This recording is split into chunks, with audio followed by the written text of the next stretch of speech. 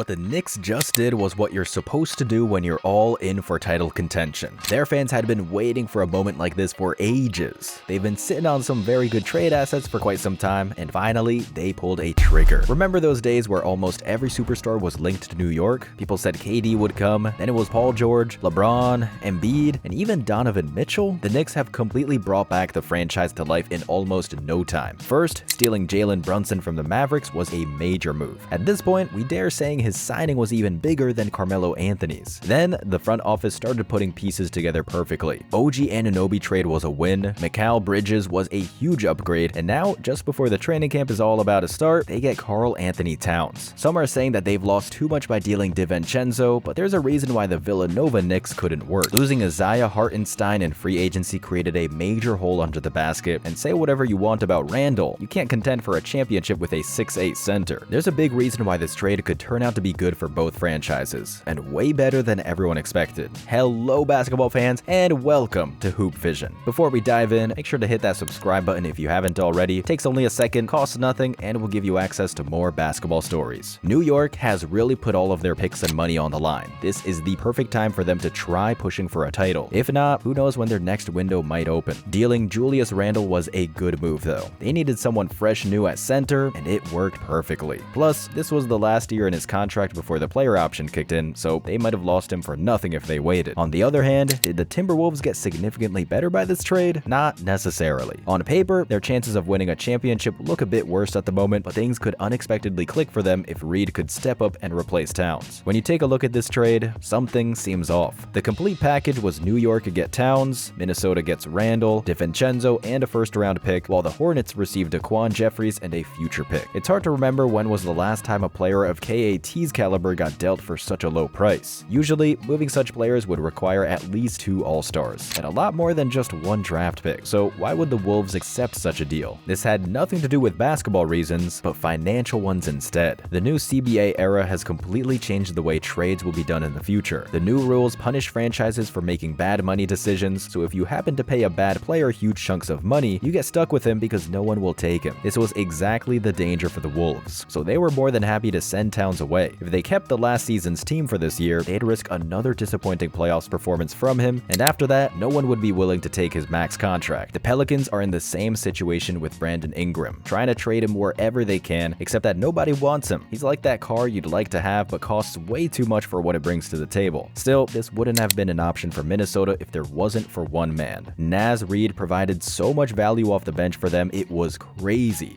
especially in the series against the Nuggets. Winning the 6th Man of the Year award must have been nice, and him fitting into a starting lineup would change everything for the Wolves. It would be impossible to play Towns, Gobert, and Reid on the same roster, especially considering how much money they'd be paid. Town and Rudy cost almost $90 million combined, and when you add Ant's $42 million, you see why the franchise was trying to avoid that second apron like the plague. Still, some people were quick to say Towns was too valuable and Rudy should have been traded instead. KAT was the face of the team for so many years in the past and never demanded a trade even when they were among the worst rosters in the league. The biggest problem surrounding Towns wasn't his skills, but personality. As the first overall pick in the 2015 draft, he was expected to be the face of the league in the future, but just couldn't deliver. Not because he lacks anything. He's big, he's agile, can shoot, but just doesn't have that dog in him like Ant. How often do you see a rookie taking over a franchise just like that? In fact, it was Towns who handed it to him. If he had anything similar to KG's mentality, things would have been much different. Instead, KAT is a laid-back guy who's really chill to be around, and one of the most liked players around the league. The new environment could be a breakthrough for him for multiple reasons. He'll be option 2 behind Brunson, which will save him from some spotlight, and on top of that, the offensive style of New York will suit him well. They'll have amazing spacing with so many shooters on the floor, and let's face it, Brunson will have an open lane every time KAT steps beyond the 3-point line, because no one can afford to leave him wide open. However, there might be one complication for the Knicks. Towns hasn't been the best version of himself in the postseason. In 31 playoff games in his career, he has 18 in which he scored less than 20 points. That wouldn't be a problem if he wasn't getting paid $40+ million per year. When you occupy 25% of the cap space, you better be worth it. This is why Minnesota had to let him go. He just wasn't a profitable investment. Sure, if he was the guy to win them the title, they'd pay luxury tax with a smile on their face. But KAT just underperformed every time they needed him. In the series against Dallas, Towns was actually the player who decided the series. His poor performances made all the difference, allowing PJ Washington Washington to bully him while shooting 0 from 8 for 3 in Game 3 was just the nail in the coffin. If he played just as he did during the regular season, they'd beat the Mavs. But you can't win the conference finals when your second option is averaging 13 points in the first 3 games. If Towns manages to flip the switch inside his head, he could change this very easily. Still, the data of his past playoffs chokes suggests that Minnesota was right for trading him for Randle. He can create his shots and relieve some pressure off of Mike Conley, but the biggest problem with him is he doesn't shoot threes well. That's where DiVincenzo is supposed to help, the guy who was ranked 3rd last season in made threes, just behind Curry and Luka. You may ask, how does this improve the Wolves' chances of winning a title? Well, not so much. But there's another reason why this trade was a huge win for them, and we'll discuss it shortly. But first, we can't forget to mention the behind-the-scenes scheme that suggested this trade would happen. The Knicks president of basketball operations is Leon Rose, who used to run the CAA sports agency. So if you take a look at the list of their clients, you almost know what the first potential destination for them is in case they're available on the market. Jalen Brunson, CAA. OG Anunoby, CAA. Guess who represents Towns? CAA. And the guy who fired them just a year ago, Julius Randle, his days with New York were numbered probably for more than just basketball reasons, but in all honesty, Towns fits with his roster so much better. First of all, both Brunson and Randle needed the ball in their hands to be productive, which significantly changes now that KAT has arrived. And they're a much better opposition to the Celtics now than they were with Randle. Boston has its core secured for 2 more seasons, but the Knicks might have a time advantage over them. Brunson, OG, and Towns are all under 4-year contracts, and Mikal Bridges is expected to sign an extension. These guys are all under 30, so they have plenty of room to extend that potential championship window. Still, it's not like they can surpass the Celtics with what they've got right now. Actually, no one in the East looks even close, but we'll see how things play out. In the West, however, Anthony Edwards has plenty of reasons to be happy about. We've told you this trade was a huge win for Minnesota, and here's why. Towns' $220 million